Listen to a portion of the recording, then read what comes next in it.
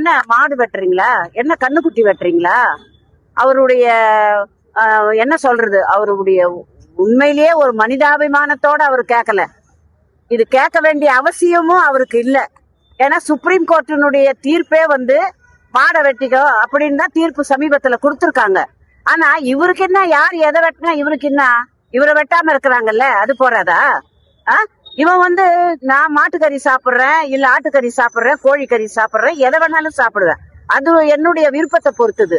ஆனா நீ இதை சாப்பிடக்கூடாது, அதை வெட்டக்கூடாதுன்னு சொல்றது இவருக்கு எந்த அதிகாரமும் கிடையாது. வீரபாண்டிய கட்டபொம்மனுடைய வசனம் தான் ஞாபகம் வருது.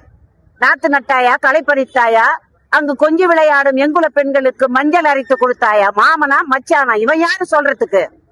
அந்த முறையில இவன் அடிக்காம விட்டாங்க பாருங்க, அதுதான் மிகப்பெரிய தவறுன்னு நான் நினைக்கிறேன். எங்களுக்கு உண்மையிலேயே எனக்கு பேஸ்புக் கிடையாது, இருந்திருந்தா கண்டிப்பா சொல்லிருப்பேன். கறிக்கடைக்கு சொந்தக்காரர் எங்க மாமனார் காலத்துல இருந்து அந்த கடை இருக்கு. கிட்டத்தட்ட 100 ஆண்டு காலம். நான் கலப்பு திருமணம் பண்ணவோம். என்னுடைய மாமனார் சிங்கபெருமா கோயில்ல இருந்து மூட்டை கட்டி பணம் கொண்டு வருவாரு இங்க தியாகராயபுரத்திலயும் தாங்கல்லையும் வியாபாரம் பண்ணுவதற்காக. அவர் பேரு வேதாச்சலம். ஜாக்கிர் ஹுசேன் அலி அவங்க அப்பா பேரு அப்துல்லா. அவங்களுக்கு எல்லாம் தெரியும். சுப்பிரமணியன் ஒருத்தர் மாட்டுக்கறி கடை வச்சிருந்தாரு. இது பாரம்பரியம் மிக்க ஒரு மாட்டுக்கறி கடையில நீ இந்த மாதிரி அசம்பாவிதம் பண்ணா உன்னை அடிக்காத விட்டாங்க பாருங்க. தியாகராயபுரமா இருந்தாலும் தாங்களா இருந்தாலும் ஒரு மத நல்லிணக்கத்தை வலியுறுத்தக்கூடிய ஒட்டுமொத்தமாக இருக்கக்கூடிய ஒரு பகுதி. அதுல நீ பொது அமைதியை கெடுக்கிறதுக்கும் மத வெறியை தூண்டுறதுக்கும் உண்டான ஒரு வாய்ப்பை தான் இவர் பண்ணிக்கிட்டு இருக்காரு. மேலும் கார்கில் நகர்ல பக்ரீத் நன்னு மிரட்டி அங்கேயும் இதே மாதிரி பிரச்சனையை உண்டு பண்ணி கிட்டத்தட்ட 30,000 ரூபாய் கட்டிங் வாங்கி போயிருக்காரு. இங்கேயும் அதுக்குண்டான ஏற்பாடு தான் பண்ணியிருக்காரு அவரு. ஆனா இங்க எந்த இதுவும் அவரால் பண்ண முடியல.